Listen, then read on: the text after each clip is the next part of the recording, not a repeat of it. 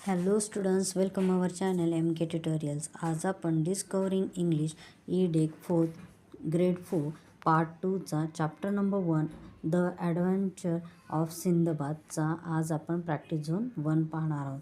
चला तर मग क्वेश्चनला सुरुवात करूया. फर्स्ट आहे आन्सर द फॉलोइंग क्वेश्चन. खाली दिलेल्या क्वेश्चनचे आन्सर द्या. पहिला वाचूया. A, name all the characters in the story. हे जी स्टोरी आहे त्याच्यामध्ये कोणते कोणते कॅरेक्टर म्हणजे काय, तर कोणते कोणत्या व्यक्तींचा समावेश झालेला आहे ते सांगायचं आहे आपल्याला.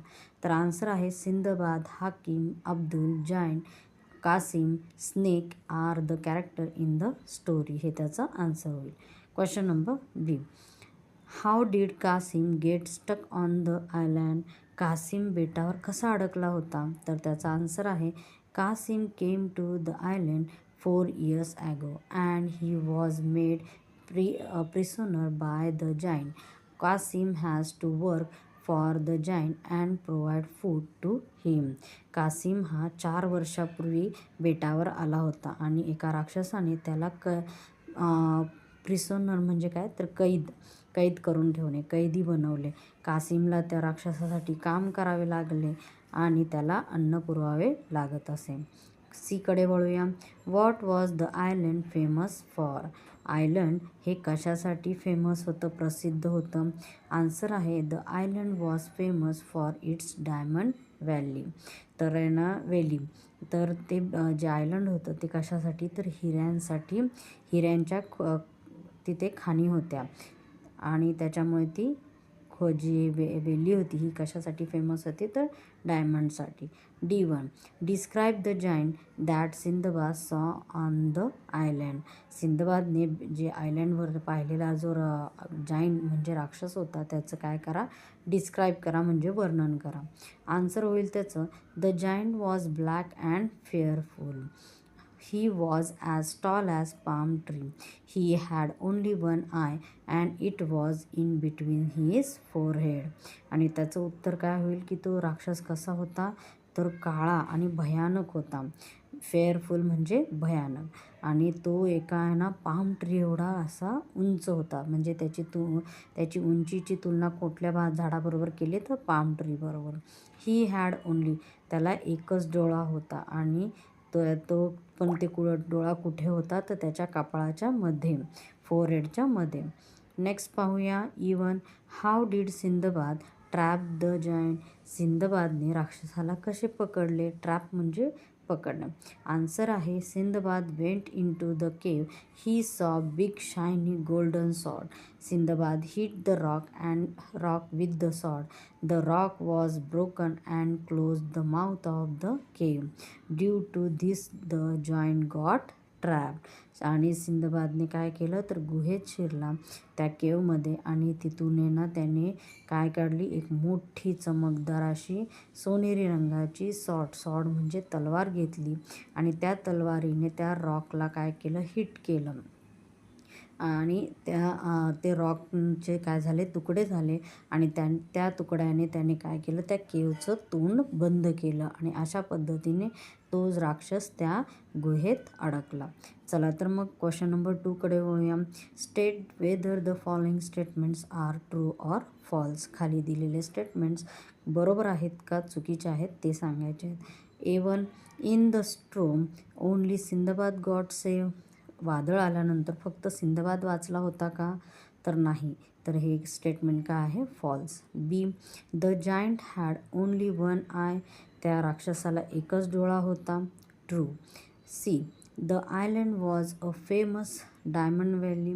ते बेट डायमंड व्हॅलीसाठी म्हणजे ती जी दरी आहे ती कशासाठी फेमस होती, तर डायमंडसाठी. तर आन्सर काय येईल, ट्रू. चला तर मग नेक्स्ट पेजकडे वळूया. D, Kasim was stuck on the island for 5 years. तर कासिम हा 5 वर्ष त्या आयलँडवरती अडकला होता. तर हे स्टेटमेंट ट्रू आहे का, नाही. तर तो किती वर्ष अडकला होता, तर 4 years. Next E, Hakim told Sinbad how to trap the giant. तर हाकीमने सिंदबादला विचारलं होतं की आपण राक्षसाला कसे पकडायचे, नाही. तर सिंदबादने कोणाला विचारलं होतं, तर कासिमला विचारलं होतं ते. Next question number 3. Fill in the blanks using the correct word from the given box. जो खाली बॉक्स दिलेला आहे त्याच्यामध्ये वर्ड दिलेत आपल्याला, ते यूज करून खालच्या फिल इन द ब्लँक्स आपल्याला फिल करायचे आहेत. चला तर मग A1, Sinbad was a rich merchant from. कशाचा होता तो श्रीमंत हे व्यापारी, तर बगदादचा, तर म्हणून आन्सर येईल Baghdad. B, dash Abdul and Sindbad where the only survives after the ship sank. ज्यावेळेस शिप बुडाली त्यावेळेस त्यामध्ये कोण कोण वाचलं होतं, तर हाकीम, अब्दुल अँड सिंदबाद हे वाचले होते. C, the giant had and dash in the center of his forehead, तर त्याचा आन्सर येईल I.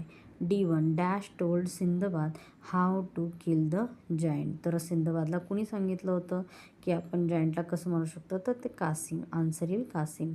E, Sindbad and his friends made a dash to escape from the island. आयलँडपासून आपल्याला जाण्यासाठी त्यांच्या मित्राने काय बनवायला सांगितली, तर raft. Question number 4. Put a tick mark in the box against the correct option. आपल्याला खाली फिल इन द ब्लँक दिले, त्याला आपल्याला 3 ऑप्शन दिलेत. त्या ऑप्शनपैकी एक ऑप्शन आपल्याला निवडून त्याच्यावरती टिक करायचं आहे. A1, Sinbad join dash to travel by the sea. तर काय होतं त्याचा आन्सर, तर A1, a band of merchant. व्यापाऱ्यांच्या एका गटाबरोबर काय केलं, सिंदबादने जॉईन केलं समुद्राचा प्रवास करण्यासाठी. B, Sindbad swam and reach dash. तर त्याचं उत्तर काय येईल, द लँड ऑफ जायंट. तर सिंदबाद पोहून कुठे पोचला, तर एका लँडवरती, जे कोणाचं होतं, तर जायंटचं होतं. चला तर मग नेक्स्ट पेजकडे वळूया. C, the giant was as tall as dash. तर ह्याचं उत्तर आहे पाम ट्री. की तो राक्षस इतका उंच होता, तर कोणासारखा, तर पाम ट्रीसारखा. D, the man dressed in rag was dash. तर ते कोणाचे कपडे फाटलेले होते, तर कासिमचे. E, the sword in the cave was guarded by a. कोण त्या सॉर्डची म्हणजे त्या तलवारीची रक्षा हे कोण करत होतं रक्षण, तर एक स्नेक. तर त्याचा आन्सर येईल snake.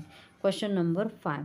Fill in the character sketch on Sinbad by writing his qualities and describing each in 1 sentence in the given graphic organiser.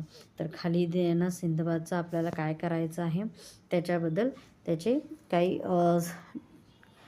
Qualities आपल्याला डिस्क्राईब करायच्या आहेत. तर A1 आहे ॲडव्हेंचर्स.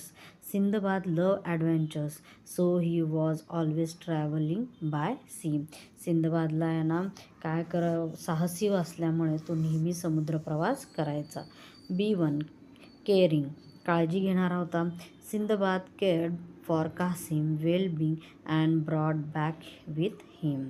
C1, ब्रेव, तो कसा होता, शूर होता. Sinbad trap the giant by himself. त्याने स्वतः एकट्याने काय केलं, तर त्या जायंटला ट्रॅप केलं. डी, थॉटफुल, विचारशील होता तो.